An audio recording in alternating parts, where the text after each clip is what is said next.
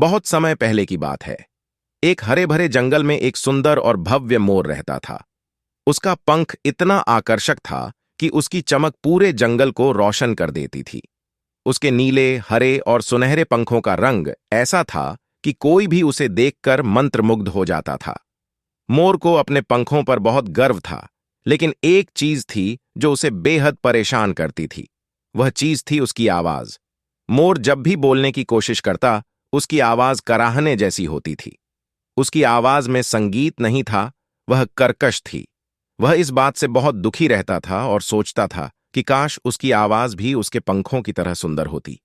जब भी वह अन्य पक्षियों को उनकी मीठी आवाज में गाते हुए सुनता, उसका दिल बैठ जाता। एक दिन जंगल में तेज बारिश होने लगी।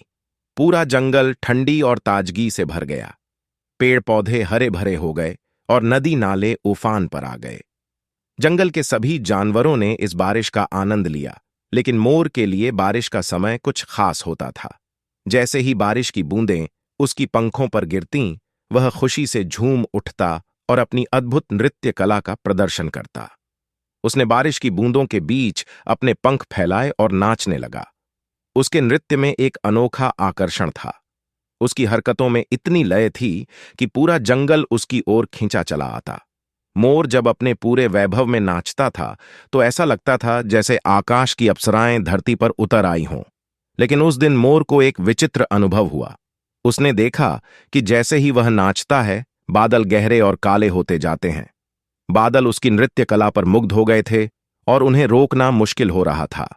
बादल मोर की इस कला से इतने प्रभावित हुए कि उन्होंने अपनी पूरी ताकत से बरसना शुरू कर दिया। मोर ने बादलों की इस प्रतिक्रिया को महसूस किया और सोचा कि यह बादल उसके पंखों की सुंदरता से मोहित हो गए हैं। वह और भी उत्साह से नाचने लगा। उसकी खुशी की कोई सीमा नहीं थी। उसने बादलों से कहा, ओ बादल, तुम मेरे नृत्य से इतने प्रसन्न हो कि तुम मुझे अपने संगीत से आशीर्वाद दे रहे हो। बादलों ने उसकी बात सुनी और कहा, प्रिय मोर, तुम सचमुच अद्वितीय हो। तुम्हारे पंखों की सुंदरता और तुम्हारी नृत्य कला वाकई अतुलनीय है, लेकिन तुम्हें एक बात समझनी चाहिए। मोर ने आश्चर्य से पूछा, क्या बात? बादलों ने उत्तर दिया, तुम्हारे पंख जितने सुंदर हैं, तुम्हारी आवाज उतनी ही विशिष्ट है। तुम्हारी कर्कश आवाज तुम्हारी पहचान है। जैसे हम बिना बारिश के नहीं रह सकते, वैसे ही तुम अपनी आवाज के बिना अधूरे हो। हमें तुम्हारी आवाज में भी एक अनोखी सुंदरता नजर आती है। मोर यह सुनकर चौंक गया। उसने कभी सोचा ही नहीं था कि उसकी आवाज में भी कोई खूबी हो सकती है। वह हमेशा अपनी आवाज को अपनी कमजोरी समझता था, लेकिन आज बादलों की बातों ने उसकी सोच बदल दी। उसने महसूस किया कि उसकी आवाज उसकी अलग पहचान है और उसे अपनी इस पहचान पर गर्व होना चाहिए। उस दिन के बाद मोर ने कभी अपनी आवाज को लेकर शिकायत नहीं की। वह जान गया था कि उसकी आवाज, चाहे जैसी भी हो, उसकी अपनी है और उसे पूरी गरिमा के साथ स्वीकार करना चाहिए। उसने अपने आप से वादा किया कि वह अब कभी अपने आप को कम नहीं समझेगा। उसके बाद जब भी बारिश होती, मोर अपने पूरे उत्साह से नाचता और अपनी आवाज में भी गाता। उसकी कर्कश आवाज में भी एक अनोखी मिठास आ गई थी। वह जानता था कि उसकी आवाज ही उसकी सच्ची पहचान है और अब उसे अपनी इस आवाज पर गर्व था। उसकी इस नई सोच ने उसे और भी खूबसूरत बना दिया था। अब न केवल उसके पंख, बल्कि उसकी आत्मा भी सुंदर हो गई थी।